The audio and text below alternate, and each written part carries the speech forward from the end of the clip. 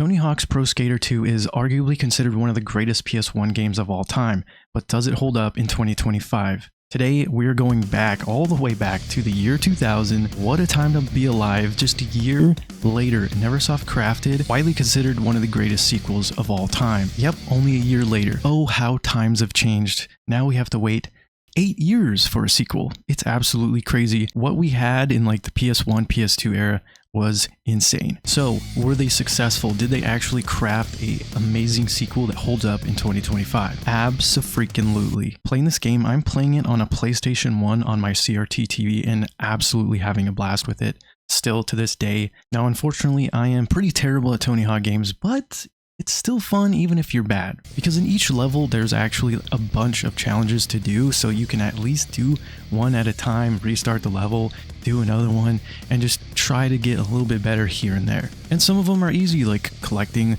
little items and just exploring the level, trying to get some high scores. Now in the sequel, they basically made every single thing better and added so many new things. There's more levels, there's more skaters, unlockables, more things to do, more objectives in each level, and they even went above and beyond and let you create your own skater and create your own skate park. And man, creating your own skate park when you were a kid in the year 2000 was absolutely mind-blowing. This was, in my opinion, totally ahead of its time. And create a character, there's not that many create a character games on the PS1, and creating your own skate park, it feels like almost like a mini city builder. I mean, this is super advanced, super crazy stuff. Now, going back to the skaters, yes, you can create your own skater. There's a bunch of options. You can name the skater. It's super duper cool, but there's also, of course, there's Tony Hawk, Bob Burnquist, all those skaters. Of course, we have some unlockable characters like Officer Dick, Private Carrera, and Spider-Man from PS1. Oh, the PS1 Spider-Man game is so good. And yes, they included him. Literally, he's in the game, but you have to create your own character, then you have to beat the game 100%, which I don't know if I have the patience to do nowadays. There's tons to do with the different skaters and the create your own skater. And with the create a skate park, I mean, it's just crazy. You can make your own vert ramps, you're putting rails down, you could put spike traps and just all kinds of things to grind. You could put bowls in, and just, it's super fun. And then the actual levels, there is of course the hangar, there's School 2, there is Marseille, France, New York, Venice Beach, and guess what? The best news is that they got rid of the downhill levels. Yes, they're gone. There's no more.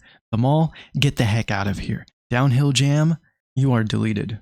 And there's more things to do in these levels, which makes it less repetitive, to where you can actually get enough money in the levels to unlock the other levels, instead of like getting stuck on like a hard challenge in one of the levels in the first game. You can just kind of like skip that one and kind of pick and choose, and there's a lot more variety when you're skating around in these levels. It is just laid out way better, and it still feels great. I mean, the controls are a little better because now you can land sloppy and you can land perfectly. So instead of like feeling like you're bailing a lot in the first one, you're bailing a lot less, because you can land pretty darn sloppily in this game without actually bailing.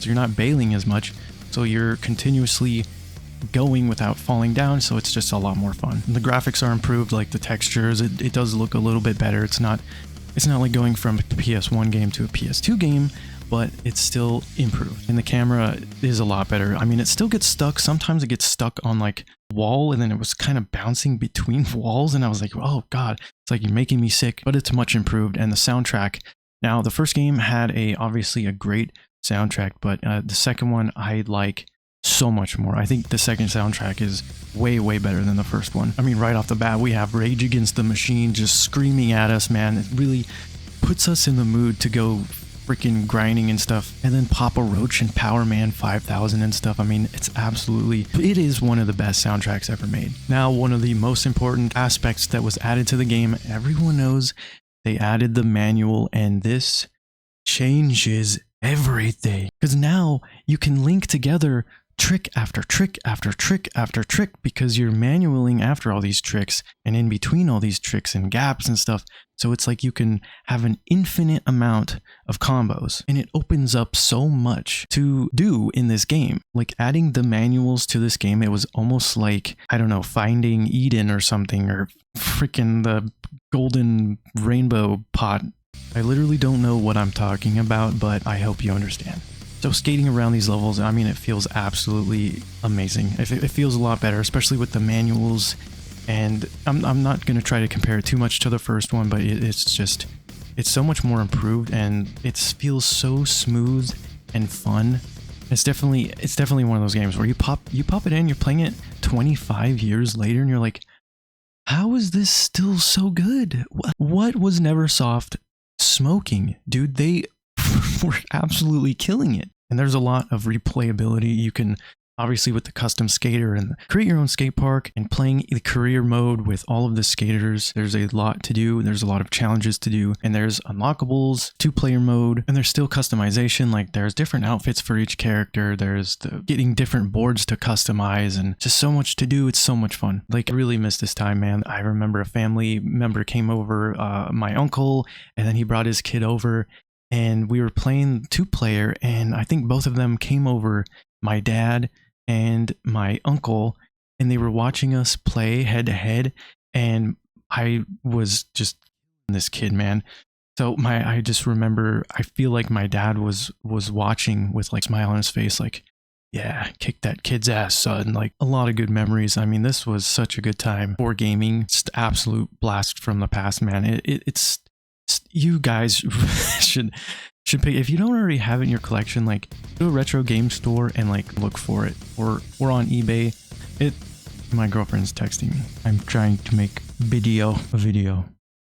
I'm trying to YouTube. But yeah, pick it up friggin' on eBay. It's like 18 bucks or something. So it's not that expensive, especially considering it's one of the greatest sequels ever made. And also, if you want to emulate it, you can. You very much can.